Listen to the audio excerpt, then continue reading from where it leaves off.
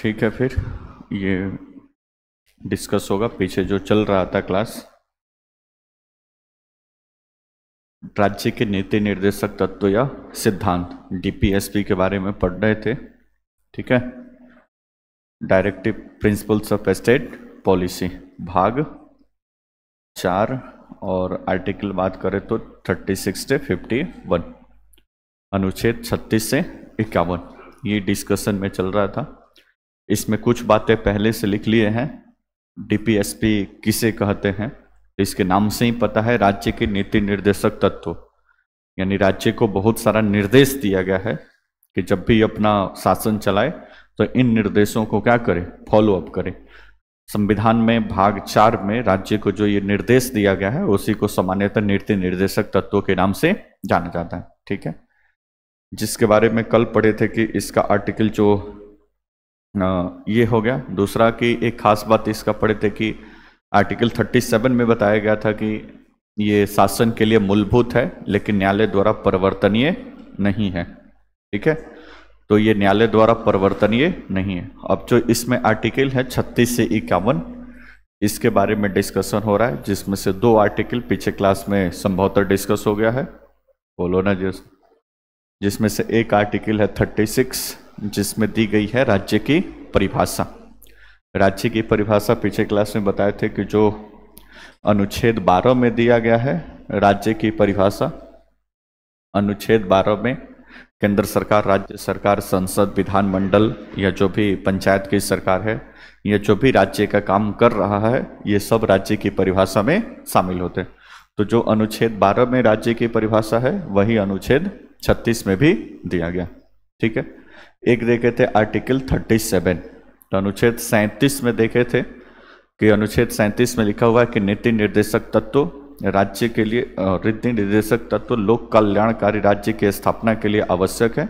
ये शासन के लिए मूलभूत है लेकिन न्यायालय द्वारा परिवर्तनीय नहीं है, मतलब न्यायालय इसको लागू नहीं करा सकता है, तो ये इन्फोर्सेबल नहीं है। ठीक है, तो ये 2 आर्टिकल पहले डिस्कस हो गया, 36 और 37। इसमें से 36 से 51 तक में, यहाँ तो कोई समस्या नहीं।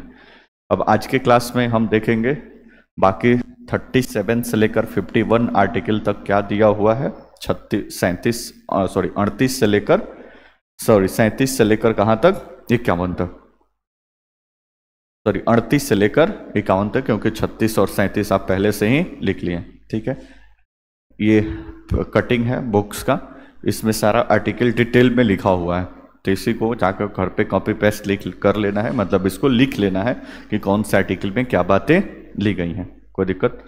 जो लोग देख रहे होंगे नहीं आए हैं तो वीडियो देख के फिर वहाँ से इसको लिखेंगे, कोई समस्या? ठीक है, तो इसको बारी बारी से देखते हैं कि अलग अलग आर्टिकल में क्या लिखा गया। तो राज्य के जो ये नीति निर्देशक तत्व या राज्य के लिए निर्देश दिया गया है, तो अनुच्छेद 36 और 37 में इसके बारे में थोड़ा बताया गया। एक में राज्य की परिभाषा है, दूसरे में ये बताया गया कि न्यायालय द्वारा परिवर्तनीय नहीं है। लेकिन अब आगे के आर्टिकल 38 से जाएंगे तो 38 सब जाएंगे तो सब राज्य के लिए जो निर्देश दिया गया है वो सारी बातें लिखी गई हैं। ठीक है, तो इसमें से सबसे पहला आर्टिकल यहाँ पे देखिए लिखा है अनुच्छेद 36-37, तो ये देख लिया है। अब इसमें से नेक्स्ट देखेंगे आर्टिकल 31। अब इसमें 2 क्लॉज हैं, एक है आर्टिकल 31 क्लॉज ए और एक है क्लॉज 2। तो इसको ए भी लिखे चाहे 1, 2, 3, तो पीछे भी डिस्कस हुआ है, तो दोनों बात क्या है, एक समान है।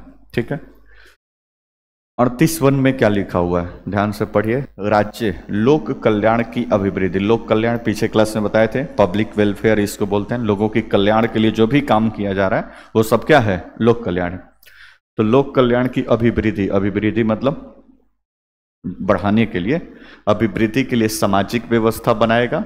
ठीक है, राज्य ऐसी सामाजिक व्यवस्था करे जिसमें सामाजिक, आर्थिक और राजनीतिक न्याय राष्ट्रीय जीवन के सभी संस्थाओं को अनुप्रमाणित करे, भरसक प्रभावी रूप से स्थापना और संरक्षण करके लोक कल्याण की अभिवृद्धि का क्या करे, प्रयास करे। कहने का मतलब कि शॉर्टकट में देखें 38, तो 38 में ये लिखा गया है सामाजिक,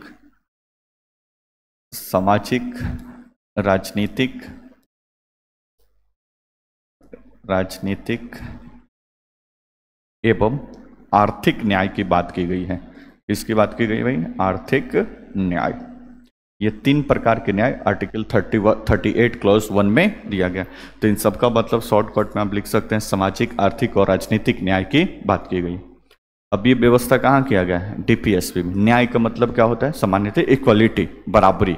मतलब राज्य ऐसा प्रयास करेगा कि सामाजिक स्तर पर सबको सारी अधिकार मिले, राजनीतिक स्तर पर सबको सभी अधिकार मिले, और आर्थिक न्याय। तो ये 3 प्रकार के न्याय जो लिखा हुआ है वो 31A में लिखा हुआ है। कोई समस्या? नेक्स्ट 31B में अगर बात करें तो ये पहले से नहीं था, ठीक है, इसको शामिल किया गया है 44वें संविधान संशोधन 44वें संविधान संशोधन 1978 के द्वारा इसको भारत के संविधान में शामिल किया गया है। तो 44वें संविधान संशोधन अधिनियम कब हुआ था? Constitution amendment act 1978। तो 44वें संविधान संशोधन के द्वारा इसमें क्या लिखा है? आय, प्रतिष्ठा एवं सुविधाओं तथा अवसरों की असमानताओं को क्या करना? समाप्त करने का प्रयास करना। मतलब राज्य ऐसा प्रयास करेगा कि आय की असमानता कम हो, प्रतिष्ठा या अवसर की समानता क्या हो? मतलब असमानता कम हो। इसका मतलब राज्य ऐसा प्रयास करेगा कि जो क्या हो? बहाल हो। असमानता कम करने का प्रयास करने मतलब आर्थिक स्तर पे समानता लाने का क्या करे? प्रयास करे। कहीं ऐसा ना हो कि राज्य की नीतियों से एक व्यक्ति अमीर का अमीर होते जा रहा है और दूसरा व्यक्ति गरीब का गरीब होते जा रहा है। तो इसमें आर्थिक लेवल पे समानता आ रहा है? नहीं आ रहा। तो राज्य ऐसा प्रयास करेगा कि देश में आर्थिक समानता क्या हो? मतलब असमानता को कम करे, मतलब समानता लाने का क्या करे? प्रयास। राज्य ऐसा नियम बनाएगा, राज्य ऐसा कानून बनाएगा कि आर्थिक लेवल पे अब सब कोई तो इक्वल होगा नहीं, लेकिन राज्य प्रयास करेगा कि कम से कम क्या हो? असमानता। वैसे ही यहाँ पे सुविधाओं या फिर अवसरों की समानता, ठीक है। तो इस सबको दिमाग में रखना है। तो आय की असमानता को कम करना, प्रतिष्ठा की असमानता को कम करना, अवसर की असमानता को कम करने के लिए राज्य ऐसा क्या करेगा? प्रयास करेगा। ब्रैकेट में इसको भी लिख लेना है कि ये 44वें संविधान संशोधन 1978 के द्वारा इसको जोड़ा गया है। पहले ये डीपीएसपी के लिस्ट में शामिल नहीं था। यहां तक कोई दिक्कत? तो आर्टिकल 38 स्पेशली न्याय के ऊपर बात किया गया है। 38A में लिखा हुआ है सामाजिक, आर्थिक, राजनीतिक न्याय। बी में क्या लिखा गया है? अवसर की असमानता को कम करना, आय की असमानता को कम करना, प्रतिष्ठा, इन सारी सुविधाओं की असमानता को क्या करना? कम करना। कम करना मतलब समानता लाना, किसी चीज को कम करना मतलब उसको फुलफिल करना। यहां तक कोई दिक्कत? तो 36 में राज्य की परिभाषा, 37 में बताया गया कि ये इन्फोर्सेबल नहीं है, न्यायालय द्वारा परिवर्तनीय नहीं है। 38 में न्याय के बारे में बात किया गया। यहां तक कोई समस्या? नेक्स्ट अब जो आर्टिकल है जिसका नाम है 39 दिख रहा है? बोलो रंजी हसनो। अब 39 में पहले तो 6 क्लॉज है, ठीक है। 39 क, 39 ख, 39 घ, अंग और च, ये 6 पहले इसके क्लॉज हैं। उसके बाद से एक अलग से आर्टिकल 39(1) है जो पहले से संविधान में शामिल नहीं था। ये इसको 42वें संविधान संशोधन 1976 के द्वारा जोड़ा गया। बात समझ में आए?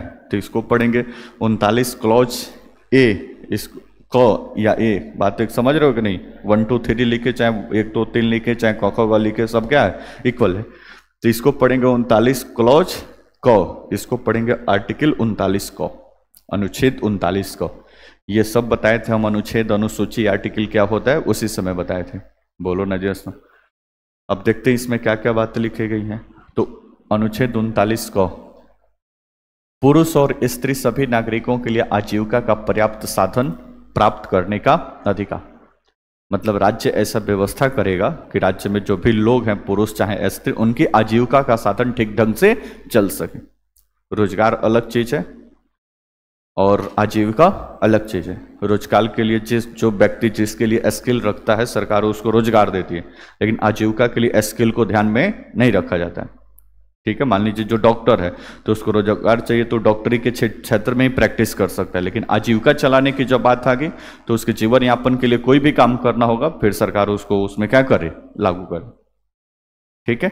तो स्त्री आजीविका के पर्याप्त साधन प्राप्त करने का अधिकार, या सरकार आजीविका के लिए क्या करे? व्यवस्था करे। बात समझ में आ गया? अगर मान लो कि यही फंडामेंटल राइट में शामिल होता है तो फंडामेंटल राइट्स न्यायालय द्वारा क्या है, परिवर्तनीय है। लोगों को आजीविका का साधन नहीं मिलता तो सब लोग राज्य के ऊपर क्या कर देते, केस कर देते, और राज्य उसको, न्यायालय उसको राज्य से क्या करता, लागू करवाता। लेकिन ये कहाँ शामिल है, डीपीएसपी में, जिसमें आर्टिकल 37 में ही ये बात लिख दिया गया है कि न्यायालय द्वारा परिवर्तनीय नहीं है, मतलब न्यायालय इसको लागू नहीं कर रहा। राज्य के लिए निर्देश दिया गया है कि राज्य आगे जब भी अपनी नीति बनाएगा इस चीज का प्रयास करेगा कि पुरुष और स्त्री जो भी नागरिक हैं इनके लिए आजीविका का साधन क्या हो, उपलब्ध हो। जब भी राज्य कानून, राज्य मतलब समझ रहे हो ना, वही केंद्र सरकार, राज्य सरकार, पंचायत, तो जो भी कानून बनाएगा उसमें नागरिकों के आजीविका के साधन के क्या करेगा, व्यवस्था करेगा। यहां तक कोई दिक्कत? नेक्स्ट, इसका बी, भौतिक संसाधनों का उचित वितरण एवं स्वामित्व। भौतिक संसाधन समझते हैं, कहने का मतलब देश की संसाधनों का उचित वितरण। ठीक है, देश के संसाधनों का उचित वितरण मतलब ऐसा ना हो कि मान लो कि पहले जमींदारी व्यवस्था चलता था। जमींदारी व्यवस्था में कोई जमींदार है तो उसके पास कई कई एकड़ जमीन है, ठीक है, जबकि वो दूसरा, उसी गांव में दूसरा कोई है सामान्य किसान जिसके पास रहने और अपने निवास करने के लिए जमीन नहीं है। तो ये देश का संसाधन है, तो देश का संसाधनों का क्या होगा, एकत्रीकरण हो गया। हम ही समझा रहे हैं, हम ही समझ रहे हैं, ठीक है। इसमें क्या लिखा है, भौतिक संसाधन, यानी देश के जो भी संसाधन है उसका उचित वितरण किया जाए एवं स्वामित्व का अधिकार लगभग सभी को मिले। तो संसाधनों का उचित वितरण, ऐसा ना हो कि संसाधन किसी खास विशेष और खास समुदाय के हाथों में केंद्रित हो जाए तो समाज डिसबैलेंस हो जाएगा। तो राज्य ऐसा प्रयास करेगा कि जो भी संसाधन है, देश की संपत्ति है, उसका एक उचित वितरण किया जाए, सभी को अपना अधिकार और सारी चीजें ये क्या हो, प्राप्त। कोई समस्या? नेक्स्ट, उत्पादन के साधनों का विकेंद्रीकरण। विकेंद्रीकरण और केंद्रीकरण समझते हैं, बोलो ना जी इसमें। केंद्रीकरण मतलब कि आप देखते हो ना, इंडस्ट्रियल एरिया है। अब उत्पादन के साधन मतलब उत्पादन के लिए, जो मान लो कि चीनी मिल बना हुआ है तो चीनी के उत्पादन के साधन है, कपड़ा मिल लगा हुआ है तो कपड़ा के उत्पादन का साधन है, बोलो ना जी इसमें। बिस्किट बनाने वाली फैक्ट्री है तो बिस्किट उत्पादन का साधन है। तो ये है उत्पादन का साधन। विकेंद्रीकृत मतलब कि अलग अलग क्षेत्रों में इसको क्या करना, स्थापित करना। मतलब सरकार ऐसा प्रयास करे कि ऐसा ना हो कि जितना सारा फैक्ट्री है सब दिल्ली, मुंबई, महाराष्ट्र यहीं पे लग जाए, ठीक है। तो इसका विकेंद्रीकरण में कहते जहां पे नहीं हो वहां पे भी इसकी स्थापना सरकार करे। केंद्रीकरण मतलब कि सारी चीजें एक ही जगह क्या हो जाना, एकत्रित हो जाए। और विकेंद्रीकरण मतलब कि इसको अलग अलग दिशाओं में क्या कर देना, बांट देना। तो 39C कहता है कि उत्पादनों के साधनों का विकेंद्रीकरण। राज्य ऐसा प्रयास करेगा कि जो भी इंडस्ट्री और जो भी उत्पादन के साधन है अलग अलग क्षेत्रों में क्या हो, स्थापित हो, क्योंकि अलग अलग लोगों को रोजगार मिले, उनके आजीविका के साधन का क्या हो, उपलब्धि हो, उनका अलग अलग लोगों का अपना इनकम हो। नहीं तो फिर सभी बिहार के लोगों को बैठा के ले जाएगा यूपी, दिल्ली, महाराष्ट्र, सूरत, अहमदाबाद काम करने के लिए। बात समझ में आ गया? नेक्स्ट, 39 घ, स्त्रियों एवं पुरुषों के सामान्य कार्य के लिए समान वेतन। मतलब एक ही समान प्लेस पे कोई महिला और पुरुष दोनों काम कर रहे हैं तो उनको समान कार्य है तो उनको समान वेतन दिया जाएगा। पहले क्या होता था ना, महिलाओं को मतलब कम उनको समझकर उनका वेतन कम होता था, काम सेम ही है, उनका वेतन कम होता था, पुरुष का वेतन ज्यादा होता। तो ये न्याय थोड़े हुआ, बोलो ना जी इसमें। अब 10 से 4 पुरुष भी काम कर रहे हैं, 10 से 4 महिला भी काम कर रही। पुरुष का वेतन 20,000 रुपया, महिला का वेतन 15,000 रुपया, ये न्याय कहलाएगा? नहीं। तो राज्य ऐसा प्रयास करेगा कि स्त्रियों और पुरुषों को समान कार्य के लिए समान वेतन, लिंग के आधार पर कोई वहां पर भेदभाव न हो। नेक्स्ट, अंग, पुरुष और स्त्री कामगारों के स्वास्थ्य की रक्षा करने का मतलब इस पूरे व्यवस्था में स्पेशली इसमें बात की गई है 39 अंगों में नागरिकों के स्वास्थ्य की रक्षा। तो इसमें शॉर्टकट में इसको लिख लिया जा सकता है, नागरिकों की स्वास्थ्य की रक्षा। स्वास्थ्य की रक्षा, तो 39 अंगों में नागरिकों के लिए स्वास्थ्य की रक्षा की बात की। राज्य ऐसा प्रयास करेगा कि यहाँ पे जो भी स्त्री पुरुष राज्य के नागरिक हैं उनके स्वास्थ्य के लिए ठीक ढंग से सरकार क्या करे, व्यवस्था करे। तभी जितना सदर अस्पताल और ये सब सरकारी हॉस्पिटल आप देखते हैं, ये राज्य के द्वारा अपने नागरिकों के लिए किया गया प्रयास है। बोलो ना। डीपीएसपी क्या है? राज्य के लिए निर्देश दिया गया कि आप इन चीजों को ध्यान में रखकर आके अपनी पॉलिसी बनाए। तो जब भी सरकार पॉलिसी बनाएगी तो इसको ध्यान में रखेगी, तो सरकार इसको ध्यान में रख के बहुत सारा काम भी करती है। ठीक है। 39 बच्चों को स्वतंत्र एवं गरिमापूर्ण वातावरण में स्वास्थ्य का विकास के अवसर एवं सुविधाएं दी जाए तथा बच्चों को अल्प व्यय व्यक्तियों के शोषण तथा नैतिक आर्थिक परित्याग से रक्षा करना। ये 42वें संविधान संशोधन 1976 के द्वारा जोड़ा गया। ठीक है। इसमें शॉर्टकट में अगर इसको लिखना चाहें तो बचपन एवं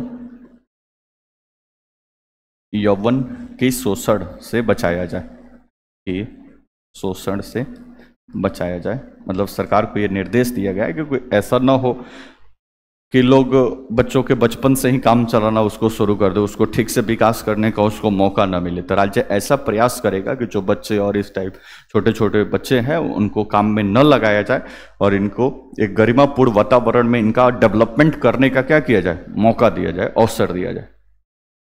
ठीक है। ऐसा नहीं कि 10 साल का बच्चा सुबह ले जाकर दिन भर काम करा रहा हो और इससे कोई व्यवस्था नहीं होना चाहिए। उनको अपने विकास के लिए पूरा गरिमापूर्ण माहौल और एक अच्छा माहौल सरकार क्या करेगी, बनाएगी। ठीक है। तो स्पेशली ये 6 क्लॉज है 39 के अंतर्गत, 39 क ख ग घ अंग और च। इसको हम लिख सकते हैं ABCDEFG F तक। ठीक है। इसको 1 2 3 4 भी 39 क्लॉज 1 2 3 4 5 6 भी लिख सकते हैं। सब बात क्या है, एक समान है, कोई दिक्कत परेशानी। ब्रैकेट में लगा है तो ये क्लॉज है और यहाँ पे ब्रैकेट में नहीं लगा है तो ये क्या है, आर्टिकल है। इसको क्या पढ़ेंगे, अनुच्छेद 39 को। इसको क्या पढ़ेंगे, अनुच्छेद 39 क्लॉज को। ठीक है। तो एग्जामिनेशन में काफी कंफ्यूजन होता है, तो दोनों को दिमाग में रखना है। ठीक है।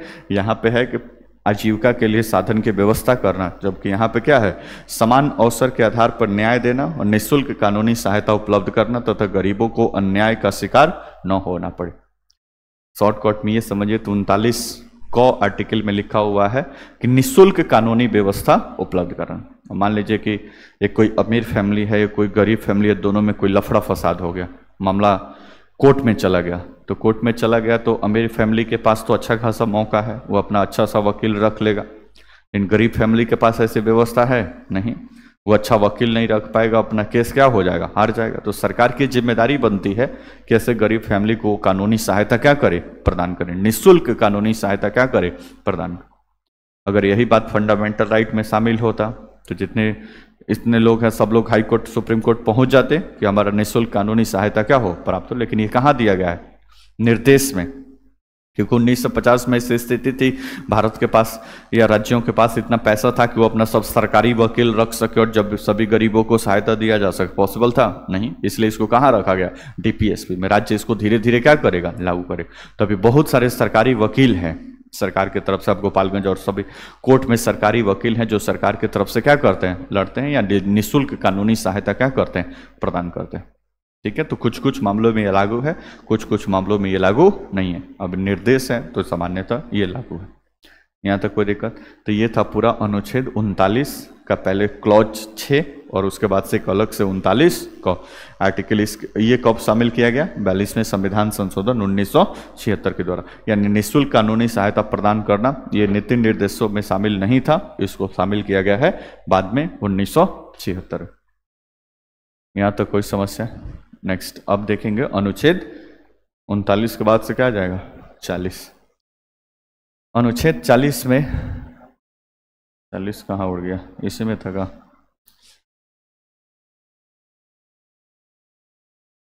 अच्छा बता देते हैं, अनुच्छेद 40 बोर्ड पे देखो तो यहाँ पे वो लिख देते हैं आर्टिकल 14 ग्राम पंचायतों की स्थापना।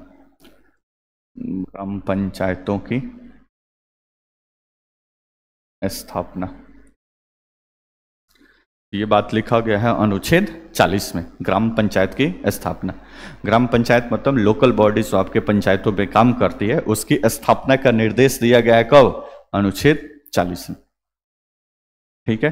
अब मान लो कि यही बात फंडामेंटल राइट में होता तो फंडामेंटल राइट तो न्यायालय द्वारा परिवर्तनीय है। जहां पे पंचायती राज सिस्टम लागू नहीं है सब लोग न्यायालय पहुंच जाते, क्योंकि न्यायालय द्वारा परिवर्तनीय है ना। न्यायालय तुरंत राज्य को आदेश देता कि आप फंडामेंटल राइट्स के अंतर्गत पंचायती राज व्यवस्था को क्या करे, सेटअप करे।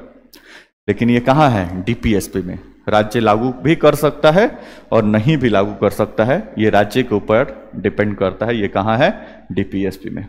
ये राज्य के लिए निर्देश है। राज्य मर्जी करेगा तो लागू करेगा, नहीं मर्जी करेगा तो नहीं, क्योंकि आर्टिकल 37 क्या व्यवस्था करता है? ये शासन के लिए मूलभूत है, जरूरी है, लेकिन न्यायालय द्वारा परिवर्तनीय नहीं है, इन्फोर्सेबल है ही नहीं, तो न्यायालय द्वारा लागू नहीं। ये राज्य के लिए क्या है? निर्देश। तो राज्य के लिए निर्देश है, तो राज्य मतलब केंद्र सरकार, राज्य सब राज्य है। तो राज्य सरकार ने इसको लिया, सरकार ने इसको मतलब कानून बनाया इसके ऊपर।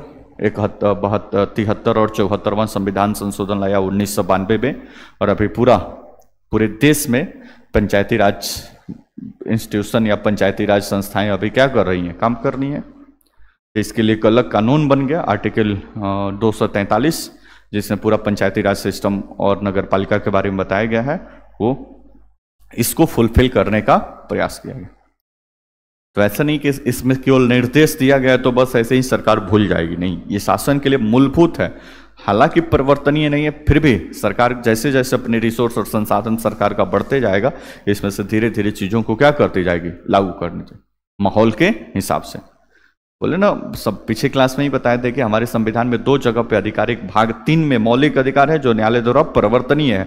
भाग 4 को भी उस समय जो हमारे संवैधानिक सलाहकार थे BN राव, उन्होंने बताया कि अधिकार को हम 2 कैटेगरी में बांटते हैं। एक भाग 3 जो न्यायालय द्वारा परिवर्तनीय है, मतलब वो नहीं मिलेगा तो उसके लिए आप न्यायालय जा सकते हैं, न्यायालय उसको क्या करेगा? लागू करवाएगा। एक भाग 4 सरकार के पास इतनी संसाधन नहीं है कि इसको न्यायालय द्वारा परिवर्तनीय किया जाए, ठीक है, तो ये सरकार के द्वारा मतलब परिवर्तनीय न्यायालय द्वारा नहीं है। अब निर्देश दे दिया गया कि जब सभी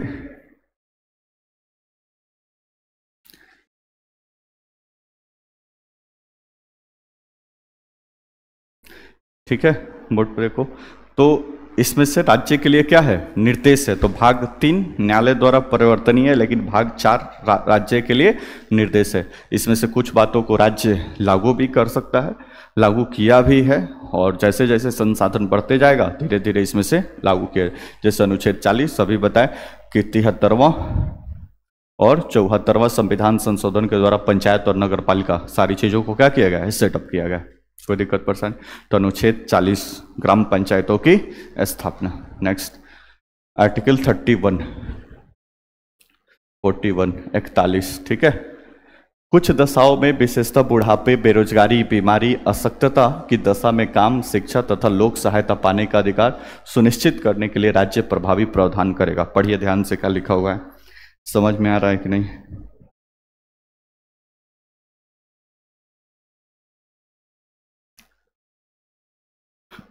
कुछ दशाओं में, जैसे अगर बेरोजगारी है तो राज्य रोजगार की व्यवस्था करेगा, कोई व्यक्ति बीमार पड़ गया है तो राज्य उसकी सहायता देने का प्रयास करेगा, कोई व्यक्ति बुढ़ापे में है तो उसको सहायता देने का प्रयास किया जाएगा। ये राज्य के लिए क्या है? निर्देश है। राज्य मर्जी करेगा तो लागू करेगा, नहीं मर्जी करेगा तो, अगर यही बात मूल अधिकार में शामिल होता तो वृद्धा पेंशन अगर सरकार व्यवस्था नहीं करती तो लोग कोर्ट में केस कर देते, और चूंकि फंडामेंटल न्यायालय द्वारा परिवर्तनीय है तो फिर राज्य को इसको लागू करना पड़ता। अब इमेजिन करिए कि 1950 में जब भारत का संविधान लागू हुआ, देश के पास इतना रिसोर्स था कि इतना सब व्यवस्था किया जाए, इसलिए सारा चीज कहाँ पे डाला गया? निर्देश के तौर पे। सरकार के पास जैसे ही संसाधन आएगा सरकार इसकी क्या कर देगी? व्यवस्था। तो अभी बहुत सारे राज्यों में केंद्र सरकार ये सब वृद्धा पेंशन वगैरह मिलता है, बहुत सारे राज्यों में बेरोजगारी भत्ता मिलता है। पहले बिहार में भी 1000 रुपये महीना मिलता था, शायद अभी बंद हो गया है या मिलता है, बोलो ना जी असनो। अलग अलग राज्य सरकारें कुछ बेरोजगारी भत्ता की व्यवस्था की है, ठीक है। बीमारी की अवस्था में सरकार सरकारी हॉस्पिटल और बहुत सारी फैसिलिटी, आयुष्मान कार्ड जो बना है 5 लाख रुपए का हेल्थ कवर, ये सब इसके तहत है ना। तो राज्य का निर्देश है तो मतलब ऐसा नहीं कि राज्य उसको फॉलो अप नहीं करता है, उसमें से जैसे जैसे राज्य को जरूरी लगता है उसको लागू भी करता है, ठीक है। अनुच्छेद 42 कार्य की न्याय संकट और मानवीय दशा तथा मातृत्व सुरक्षा हेतु सहायता का उपबंध। अब अनुच्छेद क्या लिखते हैं? 42 पढ़िए ध्यान से। कह रहा है कि कार्य की मानवीय दशाओं और मातृत्व सुरक्षा पर ध्यान देना।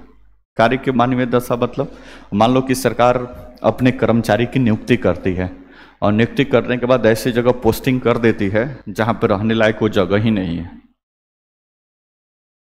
तो काम उससे नहीं कराना है। कार्य करने का जो स्थल है वहां पे मानवीय दशा, एक मानव या एक व्यक्ति रह सकता है, उसके लिए पूरा वहां पे कंडीशन उपलब्ध है कि नहीं, इसको भी सरकार क्या करेगी, ध्यान में रखे। और स्पेशली मातृत्व सुरक्षा, ठीक है, प्रेग्नेंट वीमेन को सरकार अभी मातृत्व सुरक्षा देती है। जैसे बिहार सरकार है, बिहार सरकार की कोई भी महिला कर्मी है तो प्रेग्नेंट वीमेन को मातृत्व सुरक्षा 9 महीने का, उसको गर्भधारण के समय 9 महीने को उसको छुट्टी दी जाती है, ठीक है। 9 महीने का पूरा सैलरी फिर उसको क्या होता है, पे होता है, तो 9 महीने का पूरा व्यवस्था है उसका। उसके बाद से चाइल्ड केयर लीव होता है, ठीक है। तो मातृत्व सुरक्षा था, चाइल्ड केयर लीव पे बच्चे के देखभाल के लिए भी 1.5-2 साल की ऐसा प्रावधान है, उसको छुट्टी मिलता है। पितृत्व लाभ मिलता है, 15 दिन की व्यवस्था है कि मतलब कोई मेल है तो उनका बच्चा होने वाला है तो फिर उनको भी 15 दिन के लिए मतलब छुट्टी की व्यवस्था की गई है। सरकार सब छुट्टी देती है, बदले में सारा वो सैलरी वगैरह सब कुछ बराबर पे होता है। बोलो ना जी स्नो। तो अनुच्छेद 42 कार्य के लिए मानवीय दशाओं की स्थापना करना और साथ ही साथ मातृत्व सुरक्षा हेतु सरकार का काम करना। तब ये धीरे धीरे कानून बनाकर ये सारी व्यवस्थाएं लागू हुई हैं। पहले ये संविधान में मतलब ये निर्देश था, लेकिन बहुत सारे राज्यों ने और केंद्र ने अपना कानून बनाकर इस सारी चीजों को क्या किया है, लागू किया। कोई दिक्कत। नेक्स्ट आर्टिकल 43, कर्मचारियों की निर्वाह मजदूरी एवं कुटीर उद्योगों का विकास। इसका क्या मतलब है, कर्मचारियों के लिए निर्वाह मजदूरी, इसका मतलब समझ रहे हो। कर्मचारियों के लिए निर्वाह मजदूरी मतलब कि अब मान लीजिए कि कोई कर्मचारी हमने नियुक्त कर लिया और उसको मजदूरी दे रहा है एकदम बहुत कम, जिससे उसका जीवन यापन भी नहीं चल रहा है, तो इसको मनाही किया गया है कि राज्य ऐसा प्रयास करेगा कि कर्मचारियों के लिए एक जीवन, एक व्यक्ति, एक फैमिली के लिए जीवन निर्वाह के लिए कितनी आवश्यकता है, इसको कैलकुलेट करके एक न्यूनतम मजदूरी क्या करेगा, तय करेगा। तो सभी को वैसा करने का आदेश दिया गया कि न्यूनतम मजदूरी, जैसे भारत सरकार का है तो अभी संभव तो है कि 18,000 से न्यूनतम सैलरी 18,000 से कम नहीं होगा। तो भारत सरकार में जितने भी कर्मी काम कर रहे हैं, किसी स्टेट सरकार या कोई भी सरकार में, तो उनका न्यूनतम सैलरी 18,000 रुपये से कम नहीं। अब यही जब 8 पे कमीशन लागू होगा तो सब सैलरी बढ़ेगा, तो यही अब बढ़ने की संभावना है कि अब इसको बढ़ाकर 33,000 कर दिया जाए, ठीक है। वो ऐसा सब अभी कयास लगाया जाए, ठीक, न्यूनतम मजदूरी तय किया जाए और उस मानक के अनुसार ही सारे लोग उसकी क्या करें, व्यवस्था करें। तो जीवन निर्वाह के लिए जो एक न्यूनतम मजदूरी है वो प्राप्त करने का अधिकार आर्टिकल 43, ठीक है। कुटीर उद्योगों की विकास। कुटीर उद्योग समझते हैं, एक तो हो गया बड़ा सा उद्योग। कुटीर उद्योग मतलब छोटे छोटे जितने सारे, जैसे आपके यहाँ कुम्हार जो छोटे छोटे बर्तन बनाते हैं, वो एक प्रकार का क्या है, कुटीर उद्योग। कोई ब्रेड बनाने वाली छोटी सी फैक्ट्री लग गई, ठीक है। गाँव में वो छठ के समय आप देखते हैं वो ढाका वोका जो बुनते हैं सब, वो क्या है, छोटा छोटा कुटीर उद्योग है, ठीक है। तो इसको क्या करना, विकास करना। राज्य इसके लिए क्या करेगा, प्रयास करेगा, छोटे छोटे उद्योग लगाने का क्या करेगा, प्रयास करेगा। ऐसा नहीं कि बड़ा बड़ा इंडस्ट्री बड़े बड़े शहरों में लगा दे और सभी लोग इधर से उधर माइग्रेशन करते रहे। सरकार की जिम्मेदारी है कुटीर उद्योगों का क्या करना, विकास। नेक्स्ट 43 को, ये 42वें संविधान संशोधन 1976 के द्वारा इसको जोड़ा गया, तो पहले ये संविधान में नहीं था। उद्योगों के प्रबंधन में मजदूरों की भागीदारी के लिए उपयुक्त विधान बनाना। किसके, उद्योगों के किस में, प्रबंधन में। उद्योग में तो काम होगा ही, तो उद्योग में जो भी मजदूर काम कर रहे हैं ये तो ठीक है, अपना काम कर रहे हैं। अब इनका जो मैनेजमेंट होता है, मैनेजमेंट डिसीजन मेकिंग जहां पे पावर होता है, वहां पे भी इनकी क्या हो, भागीदारी हो। इसके लिए भी सरकार कोई क्या हो करे, कानून बनाए। तो बहुत सारा लेबर ऑर्गेनाइजेशन है, अभी आप देखेंगे मजदूरों का अपना अपना संगठन है जो सरकार पे दबाव बना के अपने हिसाब से सारी व्यवस्था बनाने का वो भी प्रयास करता है कि एक न्यूनतम घंटा इतना होना चाहिए। ऐसा नहीं कि मजदूर पकड़ के ले जाओ जब मर्जी तब काम कराएं, ऐसा व्यवस्था नहीं होनी। काम का इतना घंटा होना चाहिए, सप्ताह में 1 दिन छुट्टी होना चाहिए, ये सब उन लोगों का डिमांड है। तो सरकार इसके लिए कानून बनाकर इसको क्या करती है, फुलफिल करती है। हम ही समझा रहे हैं, हम ही समझ रहे हैं, ठीक है। तो उद्योगों के प्रबंधन में मजदूरों की भागीदारी के लिए उपयुक्त विधान बनाना मतलब कानून बनाना, ठीक है। यह व्यवस्था लाया गया 42वें संविधान संशोधन 1976। यहां तक कोई समस्या। नेक्स्ट 43 ख, तो क हो गया, ख ये लाया गया 97वां संविधान संशोधन 2001, ठीक। 2011 सहकारी समितियों का उन्नयन, उन्नयन, उन्नयन मतलब उसका विकास करना, उसकी स्थापना। तो सरकारी समितियों का उन्नयन, यहाँ से एक आर्टिकल 19(1)(c) भी है जहाँ पे संघ बनाने का अधिकार था, तो वहाँ पे इसको समिति, सहकारी समितियों बनाने का, कोऑपरेटिव फार्मिंग, इसको भी बनाने का यहाँ पे अधिकार दिया गया। तो 39 को सहकारी समितियों का स्थापना या फिर उसका विकास। बोलो ना जी इसमें। नेक्स्ट 44 काफी इंपॉर्टेंट, आर्टिकल 44 अभी काफी चर्चा में है, जरूर याद रखिएगा। नागरिकों के लिए एक समान नागरिक संहिता लागू करने का प्रयास करना। देश के समय बंटवारे, अभी जो कानून है तो दो प्रकार से कानून होता है, एक होता है आपराधिक कानून और एक होता है सिविल कानून। ठीक है, तो आपराधिक कानून पूरे भारत में सबके लिए एक समान है। आपराधिक मतलब मर्डर, हत्या, मारपीट, ये सब क्या है? आपराधिक कानून। ये पूरे भारत में एक समान है। ठीक है, हिंदू कोई क्राइम करेगा किसी का तो वो भी मर्डर के लिए जो प्रावधान है वही सजा मिलेगा, मुस्लिम कोई करेगा तो वही सजा मिलेगा, कोई बौद्ध करेगा तो वही सजा मिलेगा, इवन पाकिस्तान का भी व्यक्ति करेगा तो वही सजा मिलेगा, क्योंकि आर्टिकल 14 पढ़े थे ना, कानून के समक्ष समानता। तो आपराधिक मामले में पूरा कानून इक्वल है, सबके लिए क्या है? समान है।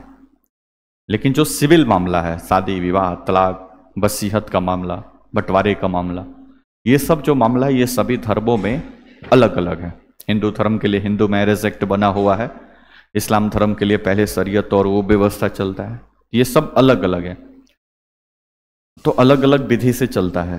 तो अब इसमें बहुत सारी, किसी किसी धर्म में खामियां भी है तो किसी का अपना पॉजिटिव पॉइंट भी है, तो सब ये चलता है उस हिसाब से। तो अब 1950 में जब देश संविधान लागू हुआ और जब भारत का संविधान बन रहा था, तब तो ऐसी स्थिति नहीं थी कि सबके लिए समान नागरिक कानून क्या हो, लागू हो जाए, क्योंकि उस समय देश का बंटवारा हुआ था, पहले ही इतना दंगा फसाद हो चुका था। तो सरकार ने इसको DPSP में रखा, आर्टिकल 44 में। इस सरकार जब भी ऐसा माहौल बने तो सरकार प्रयास करेगी कि सभी के लिए समान नागरिक संहिता क्या कर ले, बना दे। ठीक है, तो अभी इसको आर्टिकल 44 समान नागरिक संहिता, तो अभी ये लागू नहीं है, ये एक निर्देश के तौर पे ही है।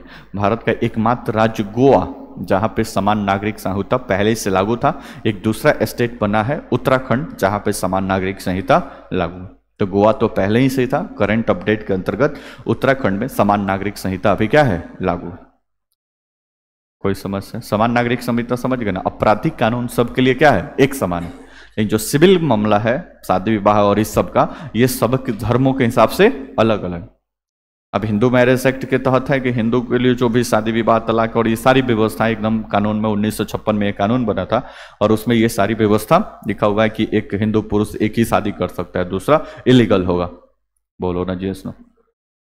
तलाक है तो उसका पूरा प्रोसीजर है कि तलाक देगा तो उसको जीवन यापन के लिए उसका जीवन भत्ता देना पड़ेगा। ठीक है, वो कमा कर दे चाहे कहीं से दे, वो देना पड़ेगा, वो पूरा प्रोसेस उसमें लिखा हुआ है।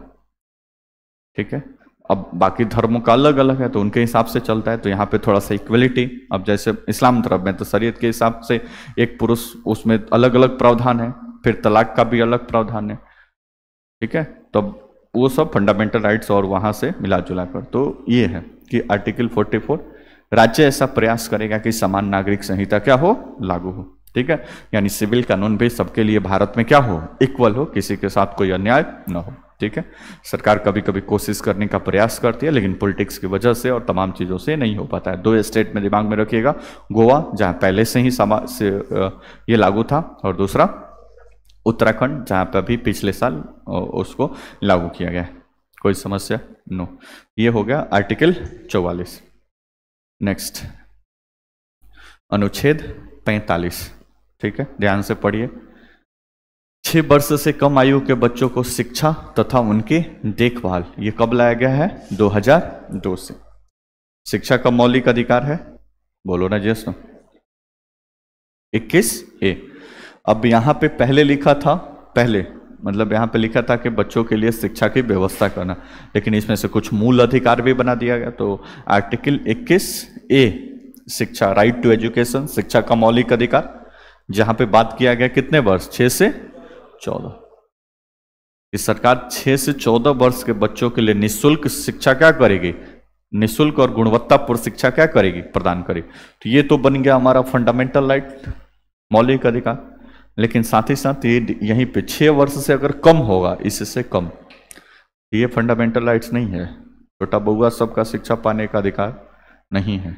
ये सरकार भले अपने से आंगनबाड़ी चलवाती है, व्यवस्था करती है, वो सब अलग बात है, लेकिन फंडामेंटल राइट्स के तहत नहीं, ठीक है, मूल अधिकार के तहत नहीं। वो डीपीएसपी के निर्देशों को फुलफिल करती है, ठीक है।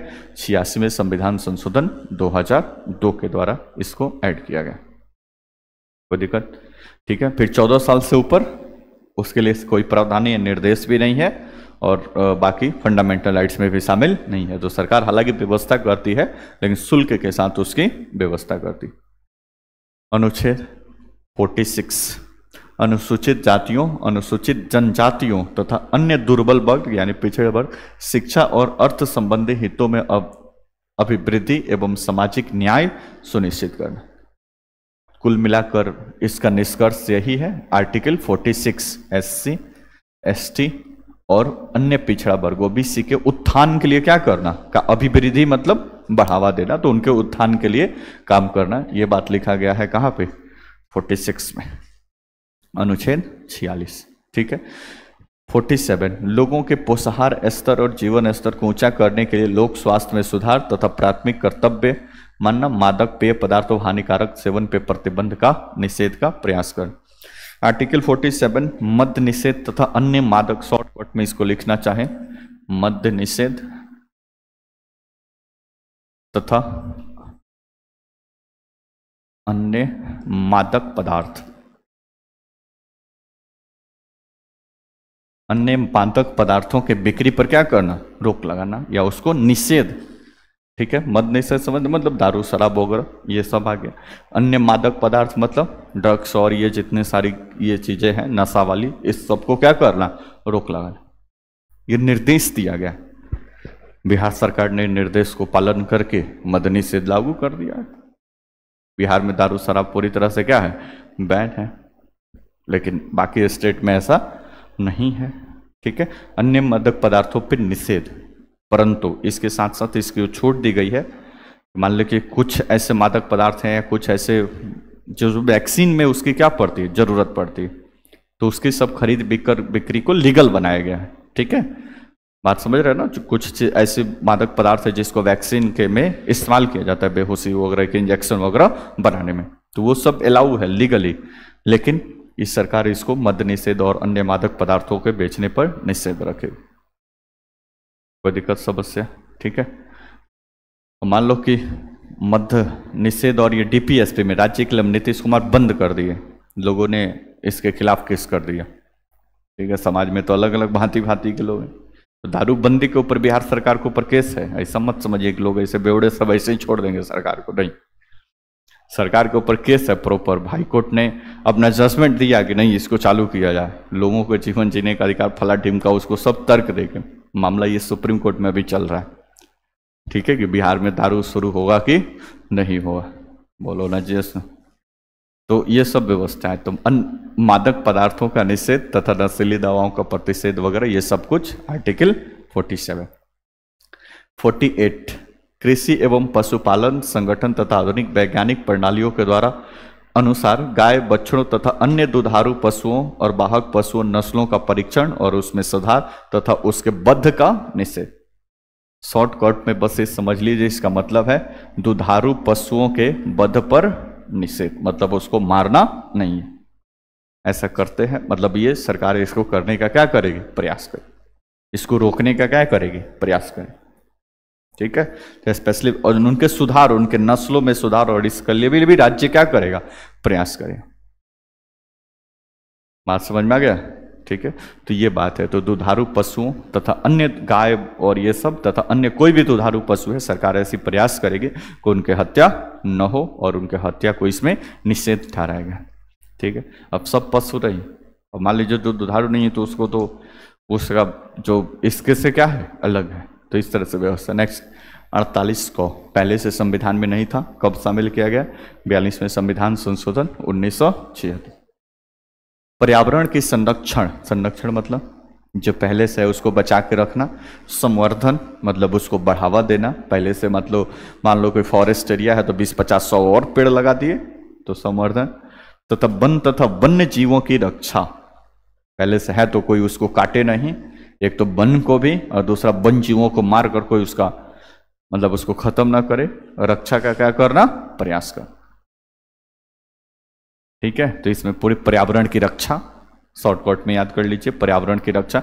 पर्यावरण में मतलब पूरा चीज आ जाएगा, वन और वन जीवों की क्या करना, रक्षा करना। वन में बहुत सारा प्रकार के पेड़ पौधे हैं, उसको कोई हानि ना हो, उसमें निवास करने वाले जीवों को कोई दिक्कत परेशानी ना हो। नहीं तो ऐसा ना हो कि अगल बगल में 20-50 लोग रहते हैं और 2 उधर से मार मार कर निकालते जाए। बोलो ना जैसा। तो सरकार इसके लिए बहुत सारा टाइगर प्रोजेक्ट चलाती है, एलिफेंट प्रोजेक्ट है, बहुत सारा प्रोजेक्ट चलाकर इन सबको संरक्षित करने का क्या करती है, प्रयास करती है। पौधारोपण कार्यक्रम, जल जीवन हरियाली मिशन, पर्यावरण संवर्धन के लिए ही तो काम हो रहा है बिहार सरकार। बोलो ना जैसा। अभी जैसे ही भादों का महीना, सावन भादों का चालू होगा, सब ब्लॉक में पेड़ पौधा आएगा कि पूरा दिला जाएगा गाँव में कि इसको बड़े पैमाने पर पेड़ पौधा लगाइए, जल जीवन हरियाली मिशन। तो पर्यावरण को ठीक करने का प्रयास, तो ये सब कहाँ लिखा है, आर्टिकल 48 क में या ए 49 में क्या, राष्ट्रीय महत्व के स्मारकों, स्थानों और वस्तुओं का संरक्षण करना। स्थानीय किसके भाई, राष्ट्रीय महत्व का। मान लो अब इंडिया गेट बना हुआ है, ठीक है, या फिर ताजमहल है, ये सब क्या है, लाल किला है, ये सब क्या है, राष्ट्रीय स्मारक है। गांधी जी की कहीं पे स्टैचू या उनका कुछ लगा हुआ है, BR अम्बेडकर का कोई भवन है, कुछ ऐसे है, तो ये सब क्या है, राष्ट्रीय स्मारक है। तो राज्य इसके क्या करेगा, स्मारकों, स्थानों के संरक्षण करना, उसको बचाकर प्रोटेक्शन करने की सरकार क्या करेगी, काम करेगी। बोलो ना जैसा। इस सब बात। अनुच्छेद 50, राज्य की लोक सेवाओं में कार्यपालिका से न्यायपालिका का पृथक्करण हेतु राज्य कदम उठाएगा। 3 बॉडी भारत में काम करती है, कार्यपालिका, विधायिका और न्यायपालिका। तो स्पेशली इसमें किसका पृथक्करण, मतलब कार्यपालिका ठीक है, कार्यपालिका अपना अलग काम करेगी और न्यायपालिका अलग काम करेगी। कार्यपालिका के कार्यों में न तो न्यायपालिका कोई इंटरफेयर करेगा और न्यायपालिका के कार्यों में न तो कार्यपालिका इंटरफेयर करेगा। दोनों पृथक पृथक संविधान के अकॉर्डिंग अपना काम करेंगे। ये बात लिखा गया अनुच्छेद 50 में। बोलो ना जैसा। नेक्स्ट है आर्टिकल 51, अनुच्छेद 51। तो भारत का DPSP न केवल भारत के नागरिकों के लिए अंतर्राष्ट्रीय शांति की भी बात करता है, अंतर्राष्ट्रीय शांति एवं सुरक्षा की अभिवृद्धि, अभिवृद्धि मतलब उसको बढ़ा, राष्ट्रों के बीच न्याय संगत और सम्मान पूर्वक संबंध, अलग अलग देशों के साथ हमारा संबंध, अंतर्राष्ट्रीय विवादों को मध्यस्थता से निपटाने के लिए प्रोत्साहन देने का प्रयास करना। मतलब राज्य प्रयास करेगा कि अंतर्राष्ट्रीय शांति को क्या मिले, बढ़ावा मिले, राष्ट्रीय सुरक्षा को बढ़ावा मिले और देशों के साथ, हमारा अलग अलग देशों के साथ जो हमारे संबंध है वो भी क्या हो, बढ़िया हो, मधुर हो, ठीक ढंग से राष्ट्र का विकास। कुल मिलाकर ये कहे तो आर्टिकल 51 अंतर्राष्ट्रीय शांति को बढ़ावा दे। ये भी राज्य को निर्देश दिया गया है कि पूरे विश्व की शांति के लिए आप, उसके लिए जहां पे भी मौका मिले उसके लिए आप क्या करेंगे, प्रयास करें। ये नहीं लिखा गया कि दूसरे देश से युद्ध करना और अपने क्षेत्र का विस्तार करना। भारत की ऐसी पॉलिसी नहीं रही है। ठीक है, हम शांति प्रिय राष्ट्र और शांति के साथ रहना चाहते हैं। इनको परेशान करता है तो फिर उसका अलग बात है। बोलो ना जी इसमें। ठीक है, तो इसमें दिया है अंतर्राष्ट्रीय शांति एवं सुरक्षा को बढ़ावा देना। तो सरकार बहुत से ऐसे कदम उठाती है जैसे मान लो कि भारत चाइना के बीच पंचशील समझौता हुआ कि भारत चीन मिल कर रहेंगे, अपना काम करेंगे। वैसे बहुत देशों के साथ समझौता होता है कि दोनों लोग मिलजुल कर बढ़िया से रहेंगे, बढ़िया से अपना वर्क करेंगे। ठीक है, तो आर्टिकल 51 अंतर्राष्ट्रीय शांति को बढ़ावा दे। यहाँ तो कोई समस्या? तो ये था पूरा आपका अनुच्छेद 36 से लेकर कहाँ तक, 51 तक, जहाँ पे ये पूरी बातें डिस्कस की गई। अब ये रटने से नहीं होगा कि कहाँ पे कैसे ये दिया हुआ है। ठीक है, इसको बार बार पढ़ेंगे तब समझ में आएगा। बीच बीच वाला जहाँ पे एक लाइन है उसको बीच में लैंडमार्क रख लीजिए। जैसे अनुच्छेद 40 ग्राम पंचायतों की स्थापना, अनुच्छेद 44 समान नागरिक संहिता को क्या करना, लागू कर। ये सब आर्टिकल्स खूब एग्जाम में पूछे गए हैं, तो ये को भी प्रीवियस ईयर क्वेश्चन खोजेंगे तो आप उसमें मिल जाएंगे। और ये सब फैक्ट है, इसमें ज़्यादा कंसेप्ट नहीं है, फैक्ट है। इसको याद करना पड़ेगा कि कौन सा आर्टिकल में क्या बातें लिखी गई है। ठीक है। तो ये धीरे धीरे 2 4 5 बार पढ़ेंगे, ये सारे आर्टिकल कुछ दिन के बाद से दिमाग में आपके सेट हो जाएंगे। अनुच्छेद 48 क में पर्यावरण संरक्षण की बात की गई, 51 में अंतर्राष्ट्रीय शांति की बात की गई है, ठीक है। 47 में मद निषेध, मादक पदार्थों के मादक पदार्थों के प्रतिबंध पर अनुच्छेद 46 SC ST के लिए उत्थान की बात की गई है। 45 6 से 14 वर्ष के लिए बच्चों के लिए शिक्षा की बात की गई है। ये 3 4 5 बात पढ़ेंगे तो ये चीजें दिमाग में जाती जाएंगी, कोई दिक्कत समस्या, ठीक है। तो जाकर इसको घरे नीचे आप आर्टिकल 37 तक लिखे थे, 38 के नीचे पूरा इसको लिख देना, ठीक है। बीच में जहाँ पे शॉर्टकट इसको लिए हैं तो उसको शॉर्टकट को आप लिख लीजिएगा या फिर चाहें तो पूरा लिख सकते हैं। नेक्स्ट आगे ये देखो, एक इसका वर्गीकरण किया गया है फंडामेंटल डीपीएसपी का। अब डीपीएसपी के वर्गीकरण में ये बात दिया गया है कि इसमें से कौन किधर शामिल किया जाता है, इसमें से कौन कौन से आर्टिकल्स हैं जो गांधीवादी यानी गांधी जी के विचारधारा से मैच करते हैं, गांधी जी की विचारधारा से मैच करते हैं तो उसको गांधीवादी तत्वों के नाम से जाना गया। इसमें से कितने आर्टिकल हैं जो समाजवादी तत्व, समाजवादी मतलब समझते हो, समाजवाद मतलब पूंजीवाद समाजवाद है ना, समाजवाद मतलब सभी संसाधनों पे सबका अधिकार, ठीक है। संसाधनों का समान विकेंद्रीकरण, समान बंटवारा, किसी के पास एक अमीर अमीर होते जा रहा है, गरीब गरीब होते जा रहा है, ये समाजवाद का लक्षण नहीं। हाँ थोड़ा बहुत वेरिएशन हो चलेगा, लेकिन इतना एक ही बार खाई ना हो जाए कि एक करोड़पति लखपति होते जा रहा है, दूसरा खाने के लिए मोहताज नहीं। तो समाजवाद इसको इक्वलिटी लाने का प्रयास करता है कि समाज में इक्वलिटी। तो इसमें कौन कौन से आर्टिकल हैं जो इसको फुलफिल करते हैं, तो ये सब आर्टिकल है, जैसे इसी में है 39 सामाजिक राजनीतिक और आर्थिक न्याय लिखा गया है ना, ये सब आर्टिकल है जो सामाजिक तत्वों के बारे में या सामाजिक उद्देश्यों को फुलफिल करते हैं, ठीक है। एक है उदारवादी तत्व, यथार्थवादी तत्व भी माना जाता है, ये सब आर्टिकल इसके उदारवादी या यथार्थवादी तत्व में रखा जाता है। तो कभी कभी थोड़ा सा लेवल वाला एग्जाम होता है बढ़िया, तो उसमें ये पूछ दिया जाता है, स्पेशली गांधी जी वाला जरूर दिमाग में रखिएगा। अनुच्छेद 40 ग्राम पंचायतों की स्थापना। तो महात्मा गांधी चाहते थे कि सत्ता का केंद्र केवल सेंट्रल और स्टेट न हो, सत्ता का विकेंद्रीकरण हो और ग्राम पंचायत लेवल पे ये सब की क्या किया जाए, स्थापना की जाए। अब चूंकि 1948 में ही जब संविधान का बनने का प्रोसेस चल रहा था, तभी 1948 में गांधी जी की मृत्यु हो गई, मतलब उनको गोली मार दिया गया, ठीक है। तब उनके मृत्यु के बाद से तो संविधान सभा में वो थे नहीं, इसलिए ग्राम पंचायत को डीपीएसपी में, हो सकता है कि वो जीवित रहते थे इसको उसी समय कानून उन्होंने इसके लिए बनवा दी होती, क्योंकि वो ग्राम पंचायतों के ज्यादा फेवर में थे। वो चाहते थे कि सत्ता का ज्यादा से ज्यादा क्या हो, विकेंद्रीकरण, ऊपर केवल 2 4 10 लोग बैठे हुए लोग ही पूरा देश को न चलाएं, ठीक है। तो ग्राम पंचायतों उनकी अपनी विचारधारा थी। अनुच्छेद 43 और ये सब गांधी जी की विचारधारा से, जैसे पर्यावरण की रक्षा 47, मादक पदार्थों का निषेध, ये सब उनकी विचारधारा। तो इसको फैक्ट के तौर पे इसको दिमाग में रख लेना है कि कहाँ पे कौन सी व्यवस्था की गई, कोई दिक्कत परेशानी, ठीक है। तो डीपीएसपी और ऐसे तीर कमान बनाकर 3 भाग में इसको नोट कर लेना। यहाँ तक कोई समस्या? नेक्स्ट, अब अपने दिमाग से सोचिए, डीपीएसपी और फंडामेंटल राइट्स में क्या अंतर है, ठीक है। फंडामेंटल राइट्स भी पढ़ लिया है, डीपीएसपी भी खत्म हो गया। अब दोनों के अंतर की बात करें कि दोनों में क्या अंतर है, तो आप अंतर बता सकते हैं। पहला, भाग 4 अनुच्छेद 36 से 51, भाग 3 12 से 35। ये तो कोई ज़्यादा लॉजिक नहीं हुआ, वो तो फैक्ट हो गया, ठीक है। न्यायालय द्वारा परिवर्तनीय नहीं है, ये न्यायालय द्वारा परिवर्तनीय है, ठीक है। इसका क्या लिखे थे, इसका स्वरूप सकारात्मक है कि नकारात्मक? फंडामेंटल राइट्स, महान आत्मा है सब जी, विशेषता में लिखवाए भी थे फंडामेंटल राइट्स के कि मौलिक अधिकार का जो स्वरूप है वो क्या है, नकारात्मक है, सब भी सरकार को मना किया गया। और सेंस बताए भी थे कि सदा सत्य बोले, ये शब्द जो बोला गया ये सकारात्मक पॉजिटिव शब्द है, और इसको बोला गया कि झूठ नहीं बोलना है, तो उसका भी तो अर्थ वही हुआ ना, दोनों का अर्थ वही है, लेकिन एक सकारात्मक वाक्य और एक नकारात्मक वाक्य। तो वैसे जो फंडामेंटल राइट्स है नकारात्मक है, नकारात्मक शब्द उसको राज्य ये नहीं करेगा, राज्य ये नहीं करेगा, राज्य ये नहीं करेगा, वो सब बात की गई है। जबकि डीपीएसपी में राज्य ये करेगा, वो ये करेगा, ये सारा करेगा पे बात की गई थी। ये क्या है, सकारात्मक। घर पे रिविजन करना, यहीं पे मिला लेगा, ठीक है। तो इस स्लाइड में पूरा डीपीएसपी और इसका अंतर दिया गया है कि मौलिक अधिकार और डीपीएसपी में क्या अंतर है। ठीक है, देखिए बोर्ड पे मूल अधिकार।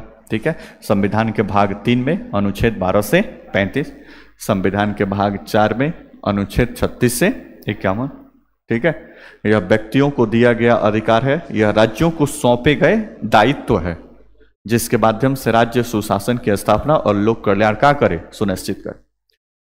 तो यह व्यक्तियों को दिया गया अधिकार है, जबकि ये अगर बात करें तो राज्य को दिया गया उसका निर्देश या राज्य को दिया गया उसका दायित्व है कि इसके अकॉर्डिंग राज्य क्या करेगा, काम करेगा। यह राज्यों को दिया गया निर्देश है। नेक्स्ट, यह न्यायालय द्वारा परिवर्तनीय है, लेकिन यह न्यायालय द्वारा परिवर्तनीय नहीं है, यानी अपरिवर्तनीय है। ठीक है, इससे राजनीतिक लोकतंत्र के आदर्श निहित है, जबकि इसमें सामाजिक आर्थिक लोकतंत्र के आदर्श निहित है। मूल अधिकारों का स्वरूप सामान्यतः नकारात्मक है, पूरा नहीं, सामान्यतः। ठीक है, जैसे राइट टू एजुकेशन, वो नकारात्मक थोड़े है, शिक्षा देना वो तो सकारात्मक है ना। तो लेकिन अधिकांशतः क्या है, नकारात्मक है। नीति निर्देशक तत्वों का स्वरूप क्या है, सकारात्मक है, पूरा राज्य का निर्देश है। ठीक है, मूल अधिकारों का क्रियान्वयन होने पर उनके युक्ति युक्त सीमाएं हैं। ये समझ रहे हो, आर्टिकल 19 पढ़े थे, बहुत सारी स्वतंत्रता दी गई है, लेकिन सबका एक क्लॉज भी पढ़े थे ना कि सब पे प्रतिबंध भी लगाया गया है। राज्य को जरूरी पड़ेगा तो आपके फंडामेंटल राइट्स को क्या कर देगा, प्रतिबंधित कर देगा, कम कर देगा। डीपीएसपी में इस पे कोई सीमाएं नहीं है, राज्य जब मर्जी इसको लागू करे। ठीक है, मूल अधिकारों का संविधान में विशेष संरक्षण प्राप्त है, यानी अनुच्छेद 32 के तहत उच्चतम न्यायालय और अनुच्छेद 226। कहने का मतलब ये न्यायालय में इसके लिए जा सकते हैं, इसके उल्लंघन पे आप न्यायालय जा सकते हैं, लेकिन नीति निर्देशक तत्वों को लागू करना नैतिकता के आधार पर आधारित है और इसे कोई विशेष संरक्षण प्राप्त नहीं। नैतिकता के आधार पर समझते हो, नैतिकता समझते हो, बोलो ना जी उसने। अब एक मूल अधिकार दिया गया घर का मालिक होने के नाते कि मूल अधिकार बनाया गया कि इन 5 लोगों को आपको हमेशा खाना खिलाना है, और इधर 5 लोग हैं उनको बोला गया कि इधर डीपीएसपी में रखा गया। बोलो ना जी, इनको तो मौलिक अधिकार नहीं खिलाएंगे, न्यायालय में केस कर देगा ये टीम, लेकिन इनको मौलिक निर्देश दिया गया, खिला भी सकते नहीं भी, लेकिन नैतिकता के आधार पे अगर देखें नहीं मानो इनको खाना देना चाहिए, सब व्यवस्था वो सोचे नैतिकता के आधार पे, एथिक्स उसका काम करे, तो फिर वो उसके लिए क्या करेगा। तो ये सारा निर्देश किसके आधार पे है, नैतिकता के आधारित है। राज्य चाहे तो इसको सारी चीजों को क्या करे, लागू करे, लोक कल्याण को बढ़ावा दे। बोलो ना जी। नेक्स्ट, मूल अधिकारों का निलंबन विशेष प्रक्रिया द्वारा अनुच्छेद 358 नहीं 68 विशेष प्रक्रिया द्वारा 368 और 358 और 359 के आधार पर होगा, जबकि नीति निर्देशक तत्व जब तक लागू न किए जाए तब तक स्वतः निलंबित है। इसका मतलब नहीं समझे, बोलो ना जैसे। मतलब मूल अधिकार पूरी तरह से आपको प्राप्त हो रहा है, इसके लिए कोई अलग से कानून नहीं बन रहा है, ये सब 358 359 के आधार पर आपको मिल रहा है। लेकिन अगर डीपीएसपी को लागू करना है तो उसके लिए आपको क्या करना पड़ेगा कानून। जैसे ग्राम पंचायतों की स्थापना, तो ग्राम पंचायतों की स्थापना के लिए भाग 9 ऐड किया गया, संविधान में संशोधन हुआ, ग्राम पंचायतों की स्थापना का प्रोसेस हुआ। बोलो ना जैसे। पर्यावरण का संरक्षण, वन जीवों का संरक्षण, तो फिर टाइगर प्रोजेक्ट बना, उसके लिए कानून बना, फिर वो टाइगर प्रोजेक्ट पे सरकार काम करे। ठीक है, तो ये 5-6 अंतर है मौलिक अधिकार और डीपीएसपी के बीच। जाकर हेडिंग लिखा हुआ, हेडिंग डाल लेना है, मूल अधिकार और डीपीएसपी में अंतर, और फिर इसको लिख लेना है।